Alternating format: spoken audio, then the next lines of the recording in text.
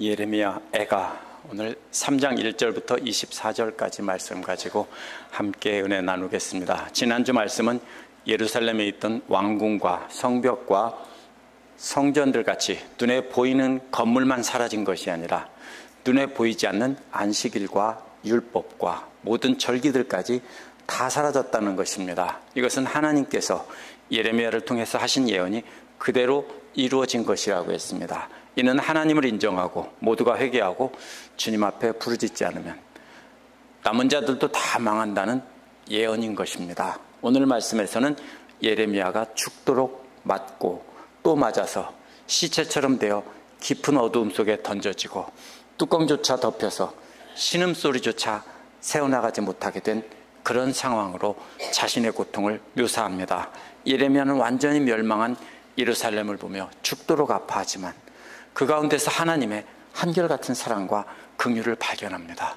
이 말씀을 통해서 우리도 고통 중에서 하나님의 긍휼과 사랑을 발견하는 시간이 되면 좋겠습니다. 1절부터 9절에서는요, 시체처럼 되도록 두들겨 패시고 소리까지 새나가지 못하게 막으시는 하나님의 장면이 나옵니다. 1절은 예레미야 자신이 하나님의 진노의 몽둥이에 얻어맞아 고난을 당하는 자라고 했습니다. 앞에서는 여인으로 비유된 시온에게 부르짖으라고 했습니다. 그런데 이제 강한 남자인 자신이 고난을 받는 내용이 이어집니다. 여기서 고난당하는 자라는 말은 원어에서는 고난당하는 강한 남자 이런 뜻입니다. 여호와의 진노의 몽둥이를 얻어맞고 있는 남자인 예레미야 자신은 예루살렘에서 살아남은 용사를 대표합니다. 사실 여자들을 이렇게 죽도록 두들겨 패는 경우는 없죠. 전쟁에서 졌을 때 그 상대편 용사들을 두들겨 패서 다시는 힘을 쓰지 못하게 하는 겁니다. 그래서 예레미야 자신이 강한 남자로 이렇게 표현하는데요, 살아남아 있는 남은 자들의 대표로 자신이 강한 남자라고 하는 것입니다. 그런데 하나님께서 휘두르신 진노의 몽둥이는 실수로 우연히 한 대 때린 것이 아닙니다. 하나님이 진노하셔서 직접 드시고 죽도록 패신 겁니다. 2절에서는 이제 한 걸음 더 나갑니다. 주님께서 강한 남자인 예레미야를 죽도록 패신 다음에 빛도 없는 어두운 곳으로 끌고 가셨다는 겁니다. 대부분 처음에는 밝은 곳에서 두들겨 패죠. 근데 그 다음에는 어디로 갑니까? 어두운 감옥으로, 지하 감옥으로 끌고 갑니다. 고대 감옥들은 다 지하 땅굴입니다. 그냥 이게 무슨 건물이 아니고 빛도 안 들어오는 축축한 땅굴에도 끌고 가서 거기에서 두들겨 팬다는 뜻입니다. 3절은 그 어두운 곳에서 손을 들어 치고 또 치는데 3절에서는 하나님의 이름이 없습니다. 왜냐하면 하나님이 이제 보이지 않습니다. 어둡기 때문에. 그냥 뭐만 날아옵니까? 그냥 주먹과 몽둥이만 날아옵니다. 계속 날아오는 주먹과 몽둥이에 계속 맞고 있습니다. 지하 감옥에 있는데 쉴 새 없이 주먹과 몽둥이가 날아오는 그런 고통이라는 것입니다. 물론 비유입니다. 4절에서 6절은 그렇게 맞아서 일어난 결과를 말한 것인데요, 4절에서 주님께서 내 살갗을 약하게 하셨다고 했는데 살갗이란 살과 가죽입니다. 약하게 하셨다는 말은 다 낡고 닳아서 못 쓰게 되었다는 것입니다. 신발이 다 떨어지듯 살갗이 다 떨어졌다는 겁니다. 그래서 하도 맞고 맞아서 살과 가죽이 너덜너덜해졌다라는 뜻입니다. 그뿐만 아니라 뼈들까지도 꺾어 놓았다고 했습니다. 살을 다 찢은 다음에 뼛속까지도 완전히 꺾었다면 완전히 못 쓰게 된 것입니다. 5절은요, 가난과 고생으로 나를 애우신다고 했는데 개역은 담즙과 수고를 쌓는다고 했습니다. 원어의 뜻은요, 가난이나 담즙은 아주 쓴맛이라는, 나는 독초라는 뜻입니다. 고생이라는 말은 이집트에서 죽도록 매맞으며 강제노동하던 것을 떠올리는 말입니다. 그러한 것들로 뼈까지 다 부러진, 살갗이 다 터지고 뼈까지 부러진 강한 남자의 둘레에다가 성을 쌓는다는 겁니다. 얼만큼 쌓습니까? 예루살렘 성벽보다 더 높이 쌓는다는 겁니다. 그래서 쓴 독초와 그 고생으로 둘레를 둘러쌌습니다. 어떻게 됐겠습니까? 까마득하게 높이 쌓여 있습니다. 뭐가 쓸까요? 깊은 우물에 빠져 있는 것과 같은 그런 장면입니다. 이제는 다 부러지고 터져서 달아날 수도 없는데 쓰디쓴 독초와 고생이 저 하늘 끝까지 쌓고 있습니다. 그래서 보이는 것은 작은 구멍 하나 뿐입니다. 예레미야가 당하고 있는 고통을 이렇게 비유하고 있습니다. 6절은 죽은 지 오래된 사람처럼 흑암 속에서 살게 하신다고 했습니다. 앞에서는 쓴 독초와 고생으로 둘레만 높게 쌓는데요, 여기서는 뚜껑까지 덮었습니다. 그래서 캄캄해졌습니다.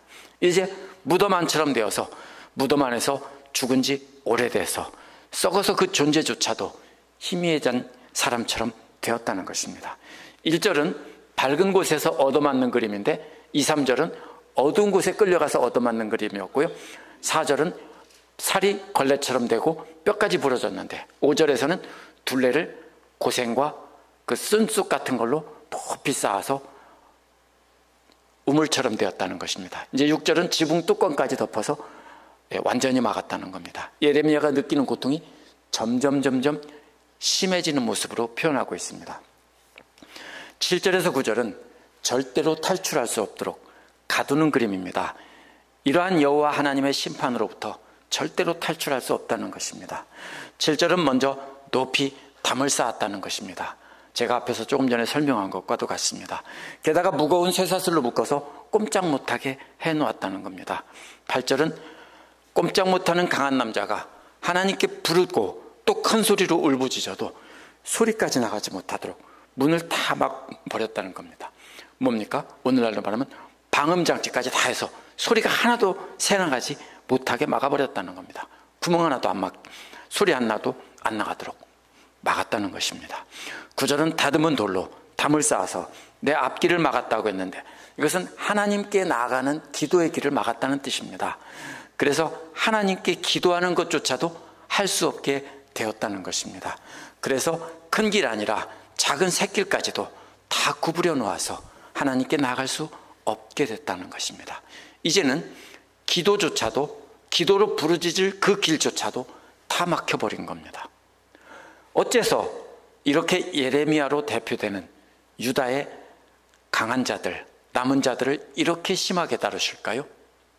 나머지는 다 멸망했고 이제 남은 자들만이 유일한 희망입니다.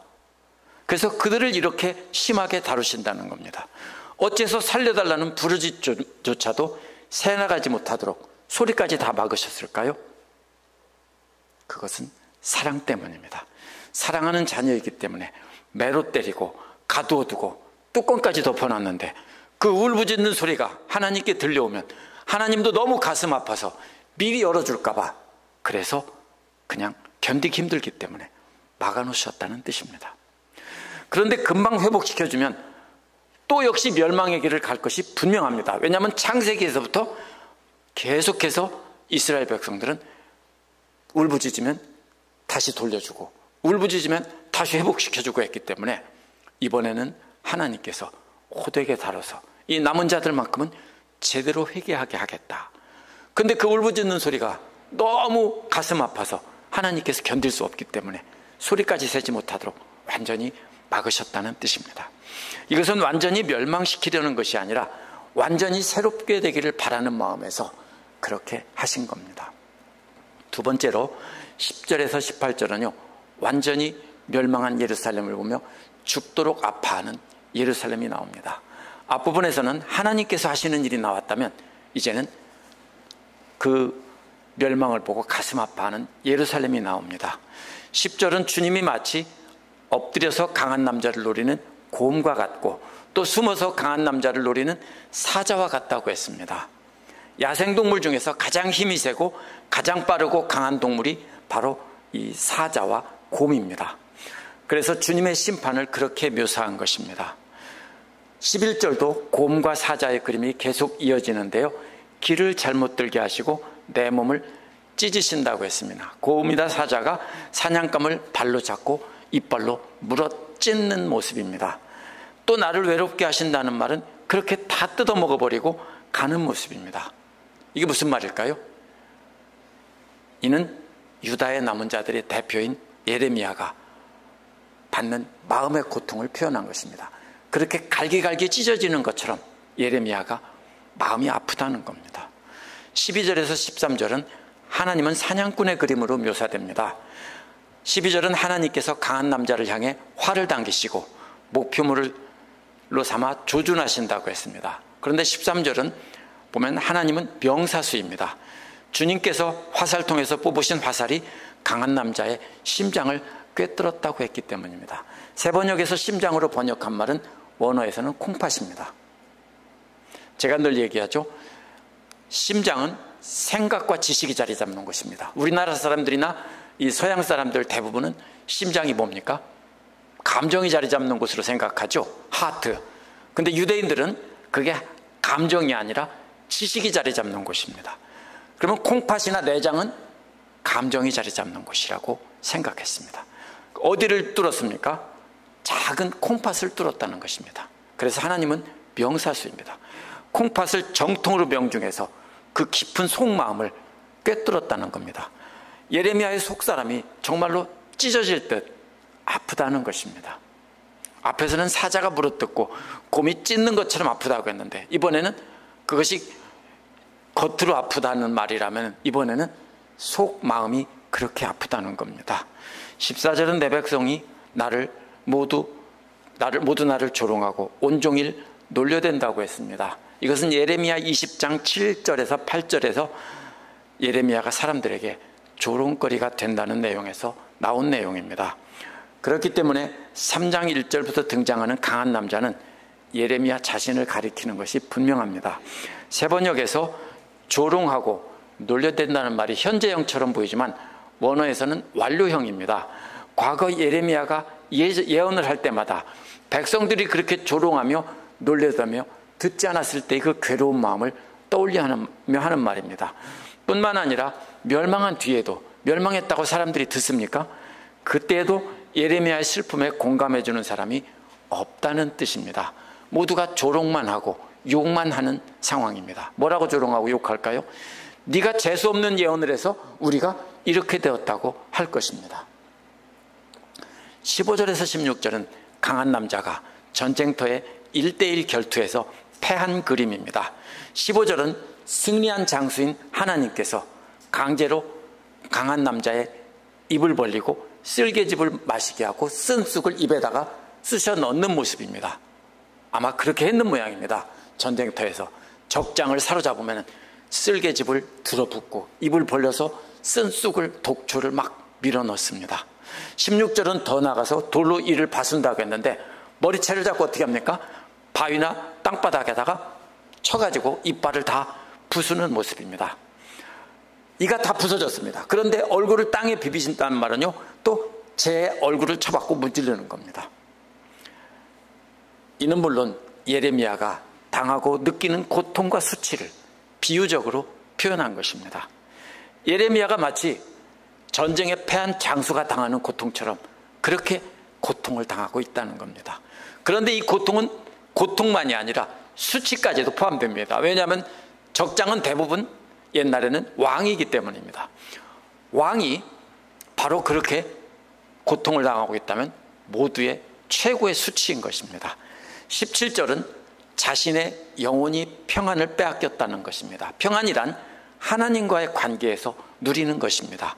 그런데 하나님께서 분노하셔서 그 백성들을 그렇게 무섭게 심판하시니 하나님과 누리던 평안이 사라졌다는 겁니다. 그래서 그 행복이 무엇인지 다 잊어버렸다는 겁니다. 너무 오랫동안 고통 가운데 있다 보니까 평안 가운데 누리던 그 행복이 무엇이었는지 아무 생각도 안 난다는 뜻입니다. 18절은 찬란함과 희망이 사라졌다고 했는데요, 찬란함이라는 말은 개역은 힘이라고 번역했습니다. 이 말은요, 원어에서 찬란함으로 번역할 수도 있고 힘이나 인내로 번역할 수 있습니다. 그래서 NIV와 NLT와 RSV는 찬란함이라고 번역했고요, 그 다음에 ESV나 NASB나 NET는 힘이나 인내로 번역했습니다. 그런데 문맥으로 봐야 됩니다. 여기서 힘이라는 말이라면 무슨 뜻이냐면요, 견딜 수 있는 힘입니다. 그렇게 수치와 고통을 당하면서도 견딜 수 있는 힘입니다. 뭐 때문에 견딥니까? 여기서 소망이라는 단어와 짝을 이루고 있는 것으로 볼 때 이 말은 인내하며 견디는 힘이라는 뜻입니다. 찬란함이라고 하면 이것은 말이 안 됩니다. 소망과 인내입니다. 그래서 앞에서 말한 그림처럼 이빨이 부서지고 얼굴이 뭉개지면서도 견딜 수 있는 것은 바로 소망 때문이고 하나님께서 견딜 수 있는 힘을 주셨기 때문입니다. 그러므로 이게 무슨 뜻입니까? 그런 소망과 견딜 수 있는 힘까지도 다 사라졌다는 뜻입니다.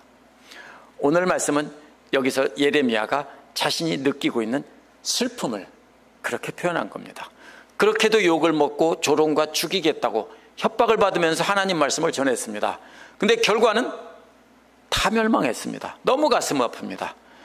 사실 제일 힘들었던 때는 동족들에게 핍박을 받던 때였습니다. 그런 줄 알았습니다. 그런데 그때는 견딜 수 있었습니다. 왜냐하면요, 회개하고 회복될 수도 있다라는 희망이 있었습니다. 그런데 그 결과 끝까지 회개하지 않고 처참하게 망해버려서 이제는 아무 희망조차도 사라졌습니다. 그래서 예레미야는 맹수에 찢긴 것처럼 마음이 갈기갈기 찢겨지고 화살의 정통으로 콩팥을 맞은 것처럼 그렇게 지독하게 아프다는 겁니다. 우리는 신장 결석만 걸려도 아파 죽는다고 하는데 신장에 화살을 맞았다고 하면 얼마나 아플지 상상해 볼 수 있습니다. 하나님을 끝까지 대적해서 지독하게 이렇게 비참하게 멸망한 예루살렘을 바라보며 느끼는 자신의 아픔을 이렇게 애절한 노래로 부른 것입니다. 19절에서 24절에서는 그런데도 희망이 있습니다. 극심한 고통 중에 하나님의 한결같은 사랑과 긍휼을 발견했기 때문입니다. 그래서 19절에서 내가 겪은 고통이란 먹을 것도 없고 쉴 집도 없다는 뜻입니다. 그 고통을 쓴 쑥과 쓸개의 쓴맛에 비교합니다. 쓸개즙과 쓴 쑥은 15절에서도 나왔습니다. 스스로 먹은 것이 아니라 강제로 얻어맞으며 입을 벌리고 억지로 넣은 것입니다. NIV와 NLT는 새 번역처럼 평서문으로 번역했습니다. 그런데 왜 그러냐면요, 계속해서 평서문으로 슬픔을 표현하다가 갑자기 명령문, 하나님께 하는 것은 뭡니까? 부탁하는 거겠죠. 이런 형태로 한다는 것은 맞지 않는다고 해서 그렇게 번역한 겁니다. 하지만 대부분의 영어 번역들은 개역처럼 명령문으로 번역했습니다. 무슨 뜻입니까? 하나님께 자신의 고통을 기억해달라고 외치는 모습으로 우리가 이해하는 것이 옳습니다. 그런 극심한 고통 중에 소망이 없는 중에도 하나님께 기억해달라고 부탁하는 것입니다. 20절은 잠시도 잊을 수 없으므로 라는 말로 시작합니다. 원어의 의미는요, 기억하기 위해서 계속해서 기억하고 있었다. 이것이 아주 히브리적인 표현입니다. 같은 말을 두 번 반복해서 어떤 명사와 동사를 함께 써가지고 또 막 이렇게 해서 표현을 합니다. 그것은 아주 강조하는 표현입니다. 기억하기 위해서 계속 기억하고 있었다. 계속해서 그 고통을 생각하고 있었다는 것을 강조한 것입니다. 울적하다는 말은 내 영혼이 가라앉는다는 뜻입니다. 고통이 잠시도 떠나지 않고 낙심되고 좌절돼서 계속 가라앉고 있습니다. 얼만큼 가라앉습니까? 끝없는 나락으로 한없이 추락하고 있는 장면입니다. 이렇게 최고로 좌절에 빠져 있었습니다. 그런데 21절은 그렇게 좌절에 빠져 있을 때 한 가지 희망을 발견했다는 겁니다. 22절은 그것이 뭡니까? 그 희망은 주님의 한결같은 사랑이 다함이 없다는 겁니다. 왜냐하면 그 긍휼이 끝이 없기 때문이다라는 것입니다. 이것을 제자훈련할 때 우리가 함께 암송한 유명한 구절이고요, 예레미야 애가에서 가장 유명한 구절입니다. 여호와의 자비와 긍휼이 무궁하심으로 우리가 진멸되지 아니함이다 하는 거죠. 그러한 징계 속에서도, 참혹한 징계 속에서도 하나님의 사랑과 긍휼을 발견한 것입니다. 이 사랑은 헤세드, 한결같은 사랑입니다. 참고 또 참고 또 참아주시는 사랑입니다. 그러한 사랑의 긍휼이 없었다면 하나도 남지 않고 진멸되었어야 맞습니다. 근데 예레미야가 뭘 발견했습니까? 진멸되지 않고 남은 자들이 있었다는 것을 발견한 겁니다. 자신을 포함해서 비참하지만 살아남은 자들이 있었다는 겁니다. 완전히 진멸되지 않고 남아있다는 것을 깨달았습니다. 그것이 하나님의 사랑과 긍휼이라는 것을 깨달은 것입니다. 하나님께서 우리를 다시 회복시키려고 이렇게 징계를 하시는 거구나 하는 것을 깨달은 것입니다. 그런데 하나님은 자녀를 가두어 두고 징계하면서 울부짖는 소리가 가슴 아파서 귀를 털어막고 계셨기 때문에 2장 8절에서도 내 기도를 듣지 않으시며라고 했고요, 23절은 그것을 아침마다 새롭다는 겁니다. 그 한결같은 사랑과 긍휼이 아침마다 새 것으로 바뀐다는 겁니다. 무슨 뜻입니까? 한 번 한결같은 사랑과 긍휼을 입어서 그것이 끝이 나면은, 시간이 지나면 잊어버리게 되죠. 그래서 아침마다 뭡니까? 새 것으로 주신다는 겁니다. 아침마다 또 새로운 긍휼을 주시고 한결같은 사랑을 아침마다 새롭게 주신다는 겁니다. 그래서 바로 주님의 신실하심이 크다고 한 겁니다. 신실이란 항상 변함없이 일정한 자리에 있는 것입니다. 항상 주님께서는 같은 자리에 서서 사랑하시며 계속 긍휼을 베풀고 계셨습니다.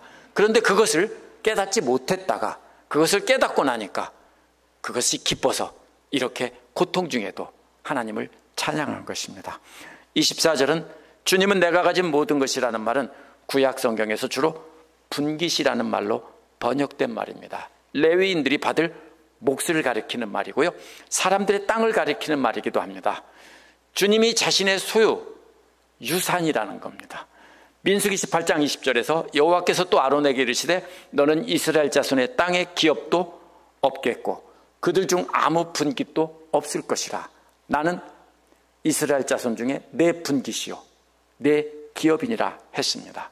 땅 대신 뭘 줬습니까? 레위 지파에게 하나님이 바로 그 분깃이다, 그 받을 재산이다, 이렇게 한 것입니다. 그래서 자신의 모든 소망을 그분께 둔다는 겁니다. 하나님이 나의 재산이라는 겁니다. 유산이라는 것입니다. 소망이 있을 때는 우리가 아무리 힘들어도 견딜 수 있습니다. 그러나 낙심하여 소망이 없다고 판단되면 그때부터는 고통을 견딜 수 없습니다. 예레미야는 그렇게 고통에 시달렸습니다. 뚜껑이 닫힌 것과 같은, 그런 깊은 우물에 빠져 있는 것과 같은 그런 절망적인 상황에서 뭘 발견했습니까? 하고 깨달은 겁니다. 하나님의 한결같은 사랑과 긍휼을 깨달은 것입니다. 사랑하셨기 때문에 멸망하는 것을 볼 수 없어서 그렇게 무섭게 징계하시고 울부짖는 소리조차 막아버렸다는 것을 깨달은 겁니다. 하나님이 얼마나 가슴 아프셨는지 그것도 깨달았다는 겁니다. 유다 사람들은 이렇게 혹독한 징계를 받고 완전히 새롭게 되었을까요? No. 창세기부터 시작한 죄는 말라기까지 계속됩니다. 예수님 당시까지도 계속됩니다. 지독하게 낫지 않는 무좀처럼 약 바르면 괜찮은 것 같다가 다시 또 놔두면 또 재발합니다. 그래서 겉모습만 조금 좋아진 것 같다가 또다시 재발하고 또 재발하고 또 재발하고. 나았어요? 잘 모르겠네요. 요새는 내가 발을 안 봐서. 마치 그런 것과 같습니다. 그렇게 구제불능인 우리를 구원하기 위해서 예수 그리스도를 보내신 겁니다. 우리도 끝없는 나락으로 추락할 때가 바로 하나님의 사랑과 긍휼을 발견할 때입니다. 시편 59편 11절에서도 내 백성이 하나님을 잊지 않도록 원수들을 완전히 멸하지 말아달라고 합니다. 왜냐하면 완전히 고난이 없어지고 평안이 있으면 하나님을 잊기 때문입니다. 한결같은 사랑을 잊기 때문입니다. 그래서 그 한결같은 사랑과 긍휼을 아침마다 우리가 고난 속에서 발견하게 해주신 것에 감사하고 있습니다. 지금 고난 중에 계십니까? 그렇다면 날마다 우리에게 새로운 사랑과 긍휼을 깨닫게 해달라고 이 시간 기도하도록 합시다. 기도하겠습니다.